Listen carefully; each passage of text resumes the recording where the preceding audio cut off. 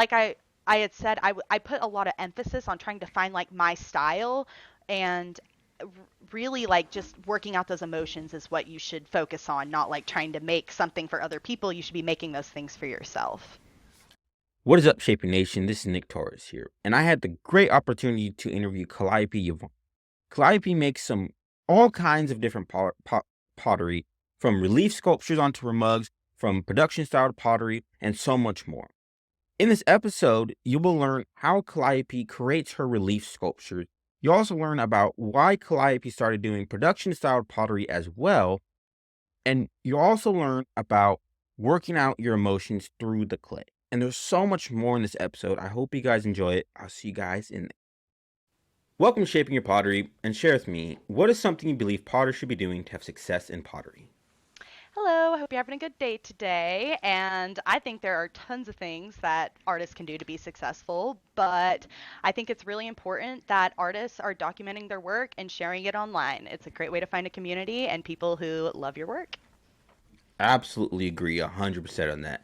So now, tell me the story how you got started making pottery. So I've always been an artist. My mom likes to claim that she put a paintbrush into my hand before a pencil, but I started taking ceramics classes in college, and I had mostly been a two-dimensional artist beforehand, but when I saw ceramics classes, I got really excited to bring those two-dimensional ideas into a 3D form. I love that. So, you contribute your growth as an artist to taking ceramic classes when you were in college. Can you tell me more about this? Absolutely. I had a really excellent ceramics teacher. Her name was Lindsay Rogers, and she makes a lot of functional pottery that's about food sustainability and production and stuff. But she is super encouraging in all aspects of ceramics. So if I wanted to make a teapot into a monster, she was down. If I wanted to make like a five-headed flamingo sculpture balanced on a precarious concrete base, she was going to help me figure out how to balance it. And, while we were in college, she also took us on field trips to working ceramic artists' studios. And so she kind of illustrated what it was like to be a working artist and helped me create work that was in my head. So I contribute a lot of my growth to college because that's where I really got to experiment and try stuff. What was the most craziest idea you had that you experimented in college? Oh, definitely. I mentioned the five-headed flamingo sculpture. Definitely the five-headed flamingo sculpture. I put over 200 hours into it. They're life size. All the tail ends are touching, and it's in the round. And it's on a steel pole balanced on a upside down triangle concrete base, and it looks like you could just kick it over. But I basically learned how to like build a giant sculpture. We had to rebuild the kiln around the sculpture. That's how big of a sculpture it was. And so it was just like a really crazy project, and my teacher was down to just teach me how to do it. So Absolutely love it. That's an insane sculpture. I love it. yeah, and I actually just displayed it for the first time in 6 years, and it was super nerve-wracking to put it back out. I love it. So, how did your time at college really help you transform your own pottery? While I was in college, my teacher, I cannot say it enough good things. She really provided a lot of opportunities and techniques. She offered surface design classes and wheel throwing and hand building. But one of the things that really helped was technical ceramics, where I learned how to develop clay bodies and glazes and stuff. And she really, I don't know, she's just so encouraging. Like the transformation was truly just like having a really great mentor supporting me and helping me flesh out those ideas.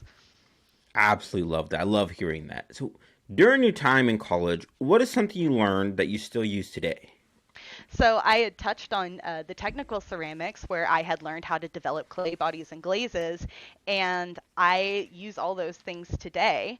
I also, after college, I had to do a residency program where I had to help maintain the studio, and so those were lessons I learned of like how to run a pug mill, how to manufacture enough glaze for the whole studio, and how to clean, which sounds kind of silly, but all those things are important things that I use every day. So So, before we get into talking about your pottery, you briefly just mentioned that you attended a residency program. Can you tell me a little bit about that? yeah, so my college is.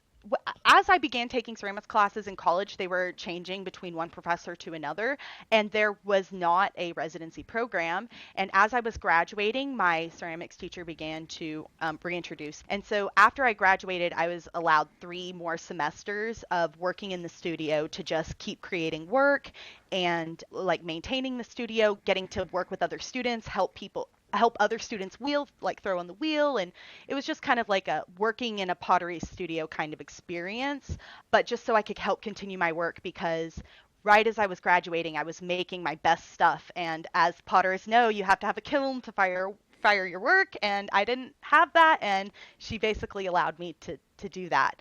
And I did that, and then I took a break, and then I did a residency at the William King Museum and taught classes there. And then, you know, just going residency to residency, each one provides new experiences. Would you say going to residencies helped you with continuing to develop your own pottery style?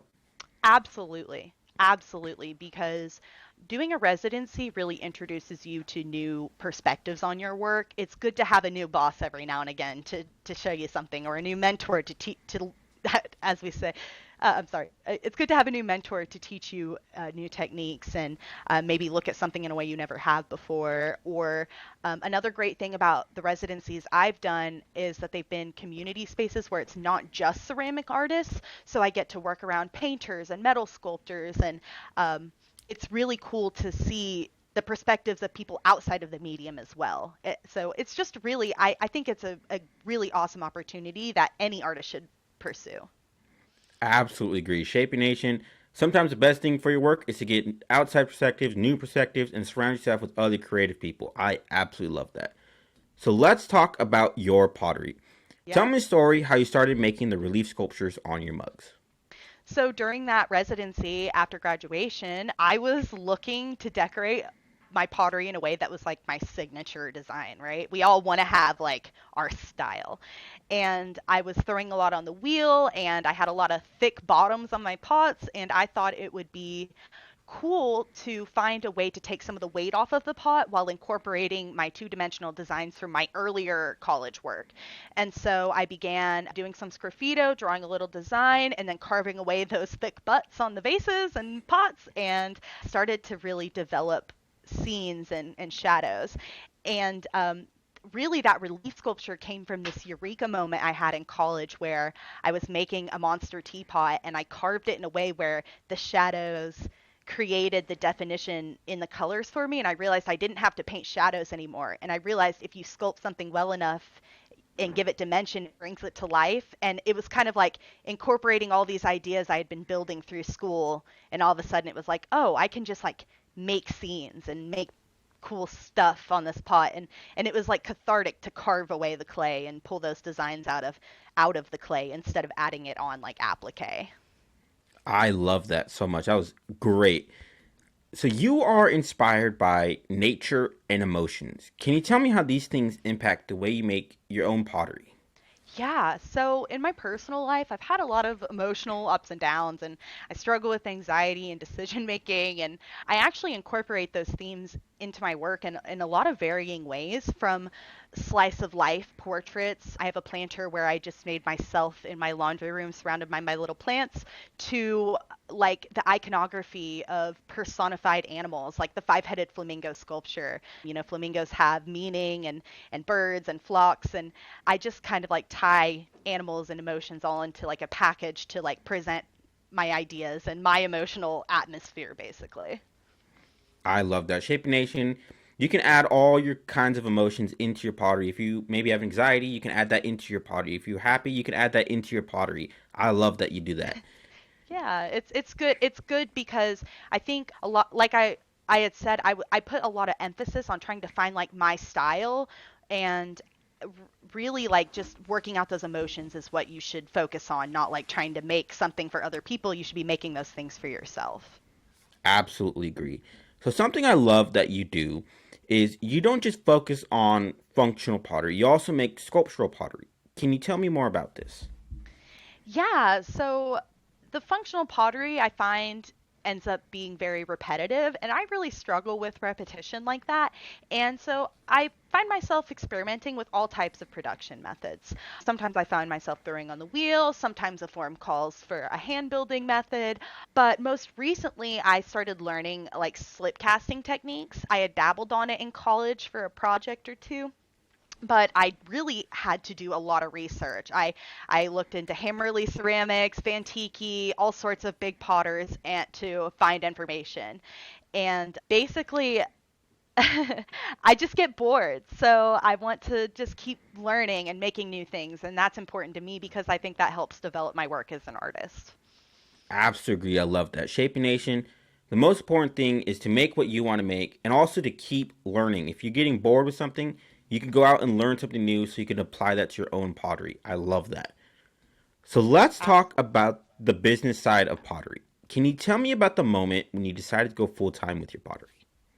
So my decision to go full time was premature. Like, I was ready to go full time in 2021 when I began my residency at the William King Museum, but my pocket wasn't ready, so I had to keep working basically. And while I was putting full time hours into teaching pottery at my residency and creating my own work for my exhibition, I still was a general manager of a restaurant. But slowly, as I've put all the time into filming my process and documenting and sharing with the world, I've been able to take my foot off the gas pedal. And just recently, I've been able to stop restaurant work altogether. So I'm actually officially full time this year, Let's go. 2023. I love it. So, outside of your relief sculptures, you also make some production styled pottery. Can you tell me the story behind this and how did this help with selling your own pottery? So the biggest game changer for me was finding a vintage frog mold during my residency at the William King Museum. I was given the frog mold and I began documenting the process, and I got a viral video, and people liked seeing the viral video, and I had a problem where the frog I made didn't work right, so I smushed him. And that was another viral video, and before I knew it, I had an audience of people who want to see more frog content.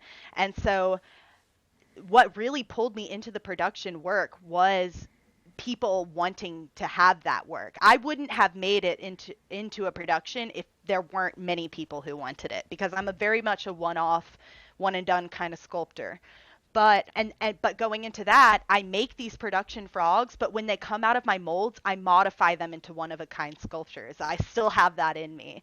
So, what helps me sell my sculptures is documenting that whole process and sharing with people my failures, my successes, my modifications, all of that. And I think that, you know, anecdotally that should be good, like kind of a process other artists should approach. Just film everything, mistakes included.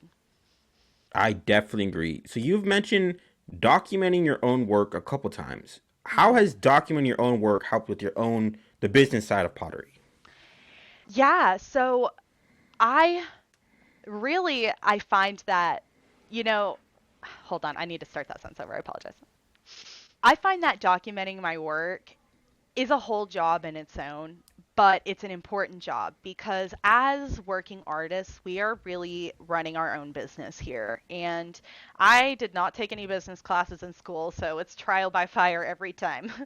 But basically, documenting my work is what people find relatable and makes them connect to you and they want to support you, because anybody can go out and buy a frog sculpture from the mall or from a thrift store, but people want to buy a frog sculpture from me or from you because you're the person who made it and put the time into it, and they've seen you create this whole thing and now they get to hold it in their hands. And it's kind of just like it's an interesting experience, like holding it virtually in your hands on a screen to holding it physically. It's just an interesting process, and I think people are, I don't know, I think people are just drawn to watching people have a journey. So I think it's a cool thing people can do nowadays. Absolutely love that. That's some excellent advice right there. So now, what are the steps you believe someone should take if they want to start being able to start selling their own pottery and start having some success selling their own pottery? I I definitely, I'm just gonna keep repeating. Take time to photo and film I'm just going to keep saying it. Take the time to photograph and film your work. Take little process videos, do little voiceovers. You don't have to have your face in a video, but I truly think that, you know, people are tired of corporate stuff and they enjoy seeing handmade stuff and they enjoy connecting with you, and make that connection with your viewers online to help I'm sorry. Make that connection with your viewers online. Absolutely love that advice. So let's talk about discovering your voice. Can you tell me about the moment when you knew you were heading in the right direction with your pottery? I'm so sorry. I think finding your voice in pottery, it always reminds me of that moment where I was trying to find my style. But the truth is that I think you just need to keep creating, because as you look back through your old work, you see threads of design that you've been doing the whole time. The style is already there. So I just find that, you know, just keep creating, creating, creating, and make what interests you. Don't make work for other people. Absolutely agree. I love that. Shaping Nation, you probably already have something that is already sticking out to you in your own style. It's already there. You just kind of have to maybe refine it a little bit more. I love that. So, what would you say was your biggest obstacle when it came to finding your own voice? I definitely I I think that the biggest obstacle for me has always been time management. I have a million ideas. My sketchbook is full of all different types of drawings and sculptures. And it's really just like finding time to make the things I want to make and like locking down those ideas and fully creating them. And so, I think finding my voice comes from that the projects I decide to actually go through with and create and take the time to make and put together and fully make it functional. Because I don't know if that's confusing, but that, biggest obstacle, like, where's the time? So, earlier you mentioned that you really were looking to try to find your own style. Would you mind telling me more about that? My ceramics teacher kept taking us to Asheville, North Carolina, where there is a huge population of ceramics and pottery people. And you can go walk through different museums and galleries or different art shops or different ceramic studios, and you can see these people creating work that is very them. Like, you can look at that mug and say, yeah, Bob made that. And I just desperately wanted to make something where somebody could look at that mug and be like, oh yeah, that's a Kalliope design. And artists who have really specific designs like that, Liz Loth Summerfield has very beautiful work that's very significant. I think I could recognize it if I saw it. Beth Kavanagh makes big, beautiful animal sculptures that are very recognizable. Tim Kay, whose last name is difficult to pronounce, but he makes like cardboard looking pottery because his family worked in a cardboard factory. And I just think that I wanted that too. I wanted people to look at my work and say, yeah, she made it. And I think I've achieved that in a way that I wasn't expecting, whereas I look back and all of these two-dimensional low relief designs are present through my work, whether it be pottery or maybe another media. It already existed. I didn't have to strive for it. It was already there. All these artists I was looking at, they that had it, I also had it, but I couldn't see it because I was too close to the work. Absolutely. I love that. You were too close to the work. You just had to take a step back for a second. I love that. So, what advice would you give to someone that is looking to discover their own unique voice with their pottery? Just create, create, create. If you're in the mood to try something, try it. If you want to make the same thing over and over again and make it perfect, do it. Because again, don't make art for other people. You need to just be making art for yourself. Because talent is not what you create, it's the passion and the desire to create those things. Absolutely. I love that. So, Calliope, it was great chatting with you today. And as we're coming to a close here, what is one thing you want to hammer home with my audience today? We live in a time where there are more art jobs than ever. Being a working artist is learning how to run your own little business and market yourself. And it won't come all at once, it won't come easily, but keep your ambition and keep creating, because that's what will carry you through to creating art and being a working artist. Some excellent advice right there. So, Calliope, where can my audience go and learn more about you? check out my website at kalliopeyvonceramics.com or check me out on any social media at Kaliope Yvon Ceramics.